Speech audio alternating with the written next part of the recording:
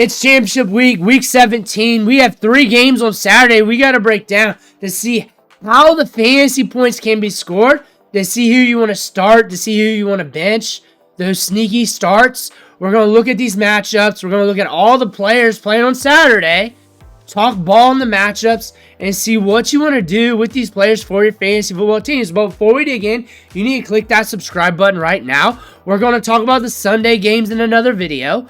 We're doing deep dives on these players, and we're going to do this all next year long too. So click that button, stop missing out. But looking at our first matchup here on Saturday, it's the Chargers and Patriots. And we got some interesting news at the running back position. It could change, but per Albert Breer, I just did the unique video on him and the backfield. J.K. Dobbins looks like he's going to be playing in this matchup. Don't kill the messenger. I do not know, but that's per Albert Breer. So there's a chance it could be Kamani Vidal or Hassan Haskins. But my guess was they upped him to questionable for a reason. So there's a good chance. So we could be looking at J.K. Dobbins in this matchup. 42.5 over, under, in the cold. We got a spread of 4. The Patriots allow fantasy points to running backs at a good clip. So when I'm looking at J.K. Dobbins, I'm a little bit suspect on the workload and how they're going to implement him. On the flip side of that, if they're going to bring him up right now, it's for a reason. It's for a reason. It's to use them, and they're not liking what they have back there. So they're going to use J.K. Dobbins to an extent as an advantageous situation. Looking at what the Patriots do to running backs, they allow fantasy points at a good rate. They at least bend to them, at least 10 plus fantasy points, at least in the 10 to 12 range every game. So it's very safe. The only questionable thing is the workload and how that's going to look like in this matchup. But it could be all systems go. I don't know. Nobody knows. So let me know who you're starting J.K. Dobbins over, if you're starting him or if you got to bench him. We want to know so it can help us out with our lineups. We're looking at McConkey. He's been rolling hot. He's been getting a lot of targets. He's been getting a lot of opportunity. I mean, look at him since like week 11. 9 targets, 6 targets, 12, 7, 6 against the Patriots. I don't really see that changing for him. I look for him to at least get the opportunity to score fantasy points, and he's been rather safe, rather consistent. And you're looking at Quentin Johnston here. I've been saying this all year long, and I've been right on this. He is an up and down player, and he's going to make you cry if you bench him. He's going to make you cry if you start him. And he is very reliant on the boundary, just getting that deep target downfield and cashing in on it, getting that touchdown. There was like a 3-game span where he was just scoring touchdown after touchdown. Then he went quiet for 2 games, and then he hit hard. It's just how Quentin Johnston is. I know a lot of people dropped him after that one performance, where after he was hitting 3 weeks in a row, they started him, and then he busted. But Quentin Johnston's that type of wide receiver. It's how he plays the game. He does not get enough volume of targets, around a 19% target share. And he gets a good average depth of target, though. So if you bring in those deep balls in any given matchup, you're going to cash. That's what Quentin Johnston does. You're looking at Justin Herbert in this matchup, and it should be a slower paced game, I would guess. I would guess it's a slower paced game. We would need the game script to break on the Patriots side of the ball. It could potentially happen. And Vegas is saying that for the 42.5 over under. I think Herbert's going to give you a steady RB2 week. I think Herbert has the potential to give you a steady QB2 week. I don't think you need to worry about him too much. If you need to shoot for upside, then you need to look somewhere else. But those upside plays should be rostered. It's not like it's going to be sitting there free off the waiver wire. So you're probably just going to have to roll with them and smoke them if you got them. Going over to the Patriots, Drake May is that waiver wire quarterback you pluck every week, and he gets you a little bit in the production here and there, and sometimes pops off because he's throwing the ball. He's throwing the rock. He's getting you yards on the ground. He's got a little bit of that Konami code. I would say he gives you okay QB2 production.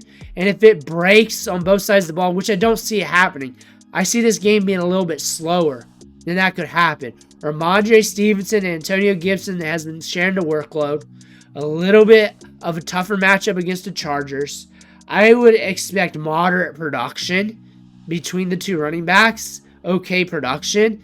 Antonio Gibson could be a guy that surprises you. That could be your sneaky start in this matchup. A guy that really exceed expectations. Maybe he needs to catch the ball out of the backfield a few times. See some green in front of him. But when I look at the wide receiver depth chart here for the Patriots, I say the same thing every week. Kayshon Boutte is running all the routes, and he's getting all the targets. He hit last week. Can we do it 2 weeks in a row? It was a dry run in fantasy points, but a hot run in workload since the last month and a half or so. It's been that big. DeMario Douglas can get you steady 10 to 12 fantasy points almost every week. Kendrick Bourne has a little bit of upside, but he's not very reliable. Hunter Henry is reliable. Targets to every game. We got a revenge matchup here. He could be getting some good volume in this matchup for you. A lot of people are going to be thinking about starting him this week. The volume's there. This is an advantageous situation for him. Definitely see the targets going his way. Broncos Bengals 49.5 over under with a stout Broncos defense. So they're expecting the Bengals just to cook and do well against the Broncos defense. That's what Vegas is saying. They're saying the Bengals have enough juice in the system to push it. T. Higgins is questionable. Watch that. Jamar Chase, nobody's benching him, but Chase Brown has a lot of upside, but it's a nasty matchup. It's a scary matchup. Maybe we can get to that 10 spot. Maybe we get a few extra targets out of the backfield to him. That's how he can score those fantasy points. How can it happen? How can it not happen when you're looking at the matchups? We know how it can't happen. That Broncos defense is locked down. How can it happen? It ain't going to be traditional because that Broncos defense is locked down. He either has to find green in front of him or they get creative on offense and start targeting him in the short to intermediate, especially in the flat. That could potentially happen. We've seen Chase Brown hit in the receiving game before. Joe Burrow, nasty matchup. Vegas is saying QB1 for the week. That's what Vegas is saying. When I look at the matchup, though, and the defense they're going up against, I see like high in QB2. So you're probably starting him unless you got something better, which is common sense. Mike Gesicki's a gamble play at the tight end spot. Going to the Broncos, Bo Nix is a good like QB2-ish guy to look at, QB1-ish. When you're looking at him in this matchup, if the Bengals can push the pace, that means the Broncos will. That means you're definitely liking Courtland Sutton if that happens because we're going to get volume downfield.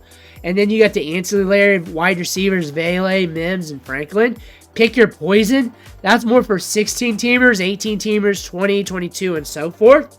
Adam Trautman had some moments, but he's not reliable. And this backfield's not reliable. It looks like Jaleel McLaughlin's going to be back.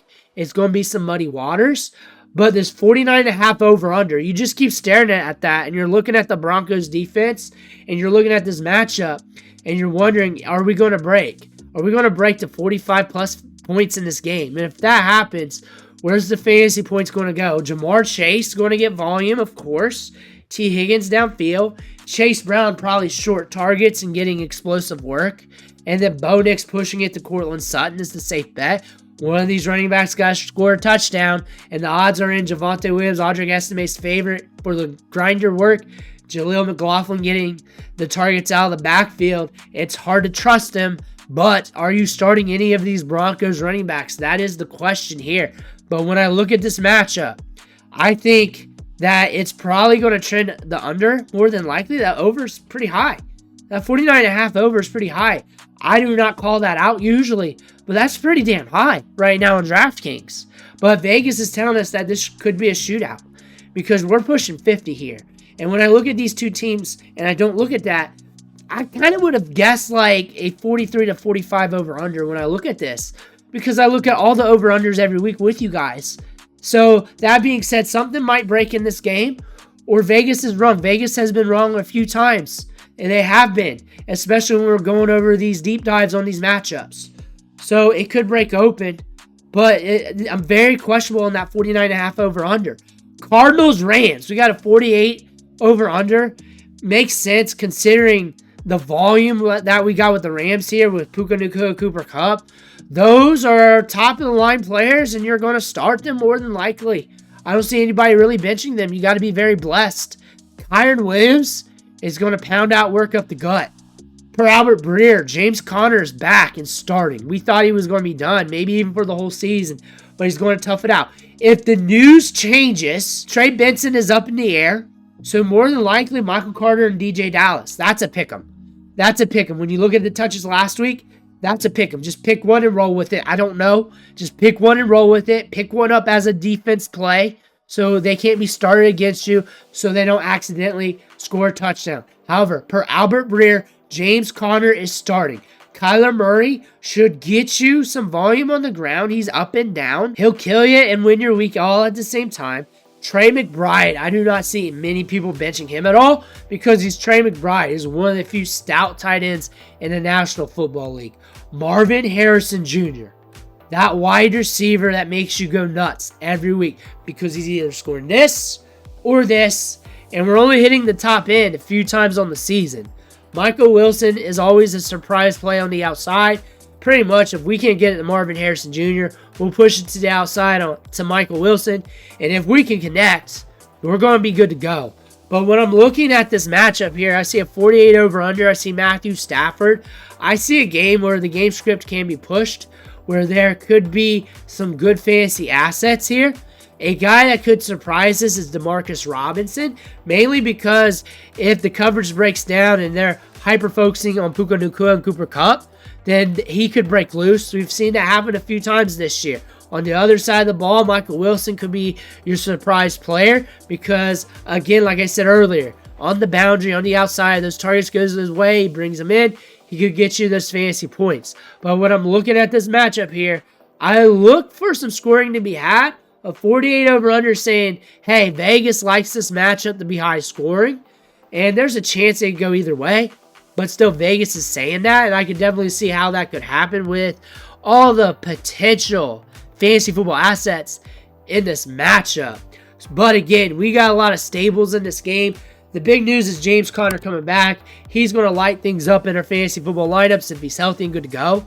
And he's James Conner, dude. He likes to roll. But those are the three matchups on Saturday. Let me know what you think in the comments below. Make sure to hit that subscribe button on the way out. Thank you for watching. Catch you on the next video.